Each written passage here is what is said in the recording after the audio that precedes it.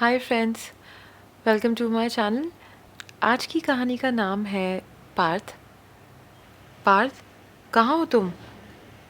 Major Krishna की कड़कती हुई आवाज़ ने घर में कदम रखते ही पूछा तो पार्थ क्या, घर के सारी खिड़कियां किवाड़ कांप गए। सिर झुकाए एक हष्ट-पुष्ट जवान 20-22 साल का पार्थ जब कमरे में आया तो उसे देखकर मेजर साहब और ज़्यादा भड़क गए। ऐसे कैसे मार खाकर आ गए तुम? मेजर के बेटे हो या किसी और के?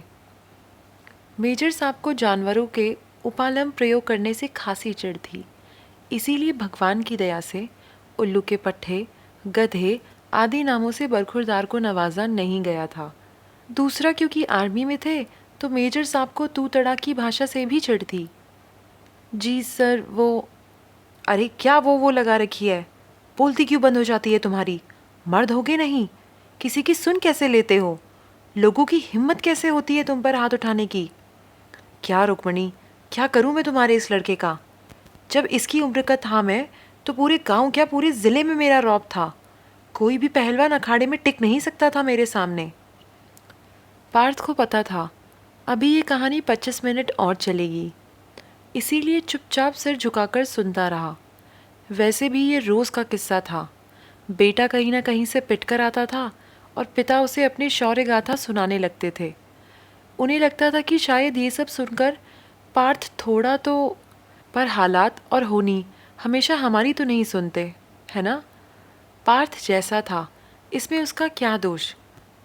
वो हाथ नहीं उठा सकता था किसी पर। किसी ने ऊंची आवाज़ में बोलते हुए नहीं सुना था उसे। जब छोटा था तो घर घर ना होकर एक छोटा मोटा रैन बसेरा लगता था। कभी किसी बीमार और भूखे भिखारी को घर ले आता था तो कभी किसी घायल चिड़िया को उठा लाता था। घर वाले वैसे तो हमेशा उसका साथ देते थे, पर एक आशंका हमेशा घेरे रहती थी कि कहीं दूसरों का भला करते करते खुद को चोट ना पहुंचा बैठे पार्थ। पर पार्थ तो ना जाने किस मिट्टी का बना था। बिल्कुल नेकी कर और दरिया में डाल वाली कहावत सटीक बैठती थी उस पर। ये पार्थ ऐसा क्यों हुआ? हुआ या सिर्फ रुक्मणी जानती थी और समझती थी? उसकी माँ जो थी। हाँ, माँ को तो हर राज पता होता है ना। वैसे ही पार्थ का भी एक राज था।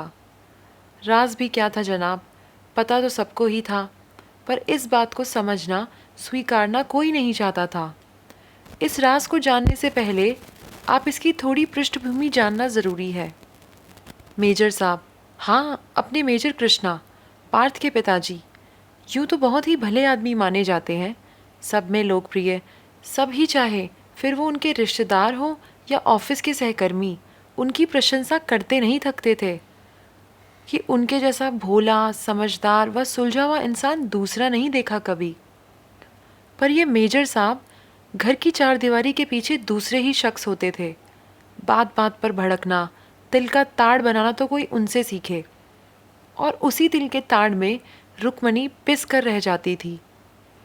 कम तो वो भी नहीं है, पर जब मेजर साहब का 3 पैग के बाद प्रवचन और तीखे प्रहार शुरू होते तो कुछ घर की शांति के लिए, कुछ अपनी शांति के लिए बोलती उनकी भी बंद हो जाती। बात कभी जब बिगड़ जाती तो नौबत थप्पड़बाजी तक आ जाती थी।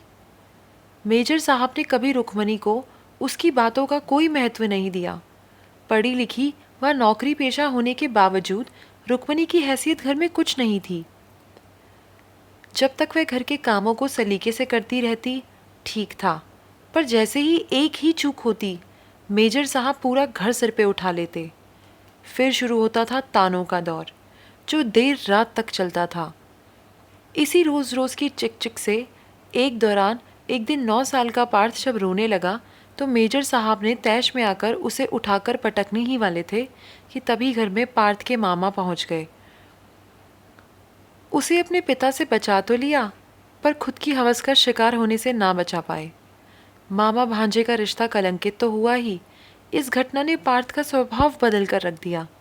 एक हंसमुख बच्चा जो हमेशा हंसता रहता था और दूसरों को हंसाता रहता था, कब एकदम संजीदा, गंभीर और थोड़ा दब्बू नौजवान में तब्दील हो गया, किसी को पता ही नहीं चला।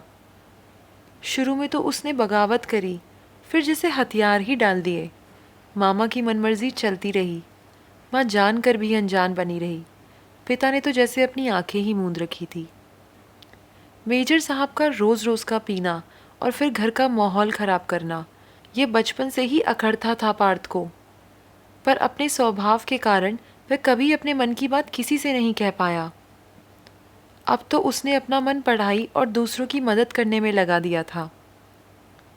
भगवान की दया ही कह लो, मामा लकवाग्रस्त होकर बिस्तर पे पड़ चुके थे, तो कम से कम एक जगह से चैन मिला था पार्थ को।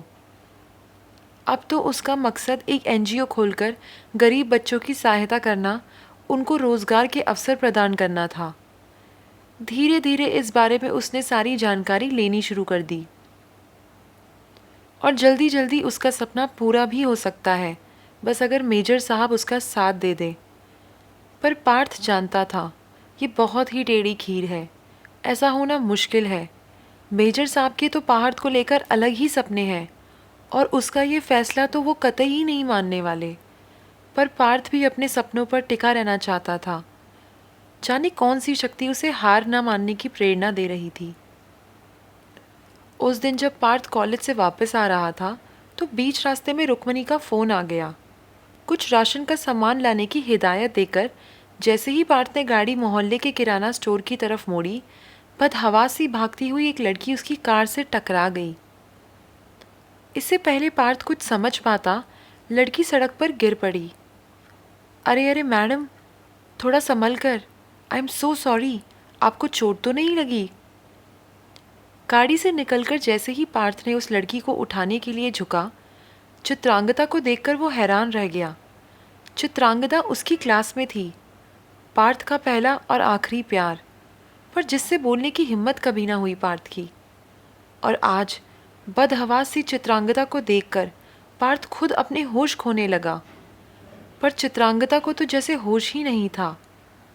उसने जल्दी से अपना पर्स उठाया और उठने लगी, पर शायद उसके पाँव में मोच आई थी, वो उठ नहीं पाई।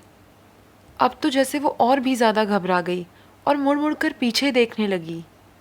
चित्रांगदा, देखो मैं हूँ पार्थ, हम दोनों एक ही क्लास में हैं। पहचाना नहीं तुमने? चलो आओ, मैं तुमको इधर साइड में बैठा दूँ, 2 मिनट बैठो, फिर मैं तुम्हें छोड़ दूँगा या ऑटो करवा दूँगा, जैसा भी तुमको ठीक लगे। एक ही सांस में सब कुछ कह गया पार्थ।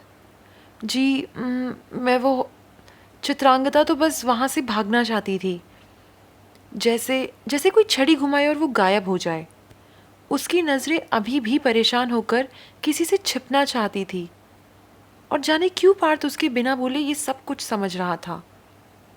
तभी कुछ लड़के दूर से उस तरफ आते हुए दिखाई दिए, जैसे किसी को ढूंढ रहे हों। हिरनी की तरह भय से चित्रांगदा की आंखें फैल गई और वो पार्थ के पीछे छुपने की कोशिश करने लगी। पलक झपकते ही जैसे पार्थ को सब समझ आ गया था और बिना एक पल की देरी किए उसने चित्रांगदा को कार की डिक्की में छिपा दिया और खुद कार को जैसे स्टार्ट करने की कोशिश करने लगा। ए, तूने यहाँ किसी लड़के को भागते हुए देखा है क्या? मैंने? नहीं तो भाई साहब, मैं तो अभी यहाँ आकर बस रुका था, बस उसे देख रहा था, मेरी कार स्टार्ट नहीं हो रही। बोलते बोलते पार्थ ने कार स्टार्ट कर दी। अरे वाह, भला हो तेरा धन्नो, बोलते ही तीर की तरह वो वहाँ से निकल गया। काफ़ी दूर जाने के बाद साइड में कार खड़ी करके पार्थ ने डिक्की खोली और चित्रांगदा को बाहर निकाला। वो अभी भी डर से कांप रही थी। उसे पानी पिलाकर पार्थ ने जब चित्रांगदा को उसके घर छोड़ा तो उसकी व उसके पूरे परिवार की आंखों में कृतज्ञता देखकर खुद उसकी आंखें नम हो आई। वहीं उसे पता चला कि चित्रांगदा पार्ट टाइम एक स्पेशल बच्चों के स्कूल में पढ़ाती है। स्कूल के लिए डोनेशन अभियान के दौरान ही वो गुंडे उसके पीछे पड़ गए थे। एक जैसे विचार और मकसद होने के कारण दोनों में जल्दी ही बातों की झड़ी सी लग गई। दोनों ही अपने अपने सपने एक दूसरे को बताने लगे। पार्थ से बात करके चित्रांगदा को भी पहली बार लगने लगा जैसे कोई उसे समझता है। उसके सपनों को भी अब एक आकार मिल गया था और मन ही मन अपने आप को कोस भी रही थी कि आज से पहले उसने पार्थ से बात क्यों नहीं करी। पसंद तो वो भी करती थी पार्थ को, पर अपनी सहेलियों से उसके तप्पूपन के किस्से सुनने के बाद उसने कभी कोशिश ही नहीं करी पार्थ से बात करने की। और आज आज पार्थ ने उन सब किस्सों से कहीं ऊपर उठकर जिस तरह सूझबूझ दिखाते हुए चित्रांगदा को बचाया था, वह उसकी कायल हो गई थी। चित्रांगदा के घर से निकलने के बाद पार्थ भी अपने आप को कुछ बदला सा महसूस कर रहा था, जैसे एकदम से उसका खोया हुआ स्वाभिमान वापस आ गया हो। आज भले ही उसने कुछ खास नहीं किया था, पर एक लड़की को बचाया था। स्थिति का सामना करते हुए होशियारी दिखाई थी, डरकर भागा नहीं था। सिर्फ हाथ उठाना ही तो पुरुष होने की निशानी नहीं है ना। आज उसे अपने होने पर, अपने अस्तित्व पर वाकई गर्व होने लगा था। और चित्रांगदा, हम दोनों के ख्याल और ख्वाब कितने मिलते जुलते हैं। आज तो पार्थ कुछ अलग ही दुनिया में था। अपने आप को कार के बैक मिरर में देखा तो पार्थ ने जाना कि वह मुस्कुरा रहा था, अपने बालों में हाथ फेरते हुए थोड़ा सा शर्मा सा रहा था। चित्रांगदा की आंखों में खुद के लिए विश्वास और इज्जत देखकर पार्थ को बहुत ही अच्छा लगा। उसका मन हुआ चित्रांगदा को अभी कॉल करके पूछे कॉफ़ी पर चलने के लिए, बट फिर कुछ सोचकर वो रुक गया। ऐसे नहीं, कल आराम से बात करूँगा, अब तो बहुत बातें करनी है। अपने घर पहुँचा ही था कि उसको याद आया कि माँ ने उससे कुछ सामान मंगवाया था। दरवाजे से वापस जाने के लिए जैसे ही मुड़ा, घर के अंदर से ग्लास गिरने की आवाज़ आई और साथ ही ज़ोर से चटाक की।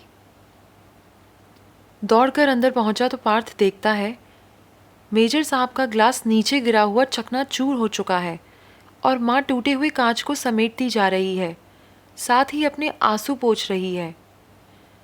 मेरी ज़िंदगी हराम कर दी है इस दो कौड़ी की औरत ने। जब से मेरी ज़िंदगी में आई है तब से चैन ही ख़त्म हो गया है मेरा। मरती क्यों नहीं है तू?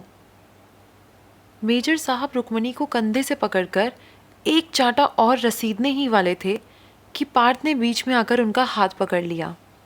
बस बस बहुत हो गया सर, अब और नहीं। आज के बाद आप ना ही माँ पर हाथ उठाएंगे और ना ही उन्हें कुछ जली कटी सुनाएंगे। बीवी है वो आपकी, और अगर अब आप उन्हें वो दर्जा और इज्जत नहीं दी तो अभी इसी वक्त मैं और माँ यहाँ से जा रहे हैं। आप ये ना सोचना कि हम कहाँ जाएंगे और क्या खाएंगे।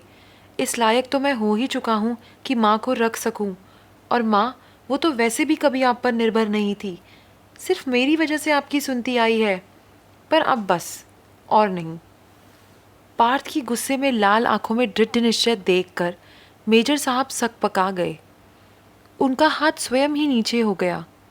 वह समझ गए कि आज उनका नकली पौरुष हार गया है। और उधर अपने नए पाए स्वाभिमान के साथ पार्थ अपने आने वाले कल के सपने बुनने लगा। वह सपने जिसमें अब किसी और के सपने भी शामिल हो चुके थे। तो फ्रेंड्स, कैसी लगी आपको ये कहानी? अगर पसंद आई हो तो वीडियो को लाइक ज़रूर कीजिए। हमारे साथ ऐसी और कहानियों के लिए जुड़े रहें और चैनल को सब्सक्राइब करें। Have a good day. Thank you.